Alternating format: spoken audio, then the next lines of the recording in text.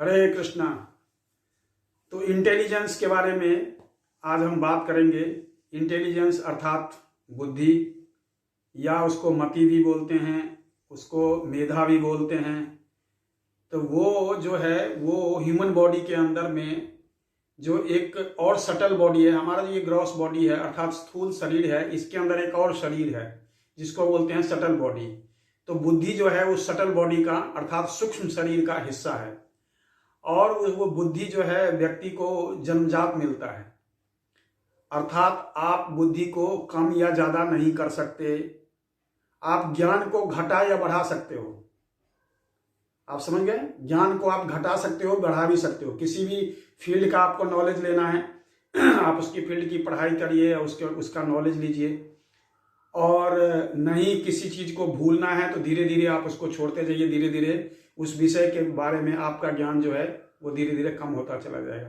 परंतु बुद्धि के विषय में ऐसा नहीं है। बुद्धि जन्मजात प्राप्त होती है मनुष्य को, और ये लेकिन इनको तेज किया जा सकता है अर्थात शार्प किया जा सकता है। कैसे? शास्त्रों या स्क्रिप्चर्स को पढ़ के बुद्धि को शार्प किया जा सकता है। ये बुद्धि में सबसे महत्वपूर्ण कारक तत्व है, परंतु आप इसको ना घटा सकते हो ना बढ़ा सकते हो। तो ये महत्वपूर्ण बात है बुद्धि के लिए। और ये बुद्धि जो है वो 4 तरह की होती है, अर्थात 4 तरह के बुद्धि के हिसाब से व्यक्ति का जो मनुष्य है उसका व्यक्तित्व बन सकता है। या आप समझ लीजिए इस बुद्धि के आधार पर मनुष्य का व्यक्तित्व 4 तरह का होता है, या व्यक्ति 4 तरह का होता है। तो सबसे पहला है सुमति।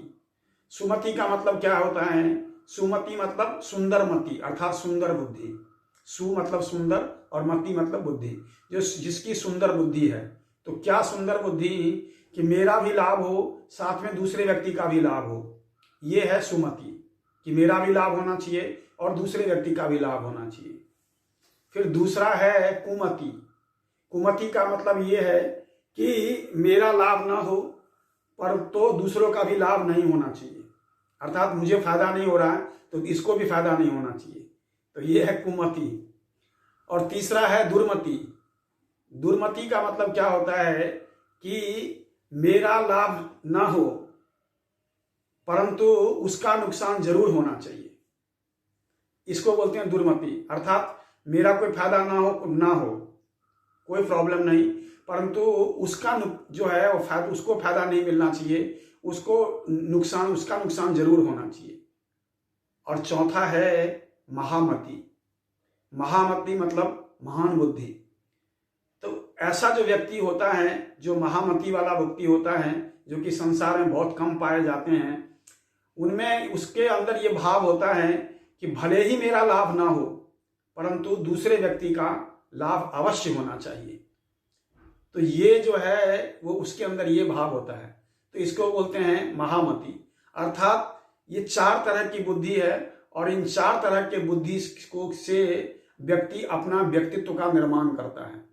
और यही जो बुद्धि है और यही उसका जो व्यक्तित्व है, और इन्हीं व्यक्तित्व के आधार पर, इन्हीं बुद्धि के आधार पर उसका जो है भाव डेवलप होता है।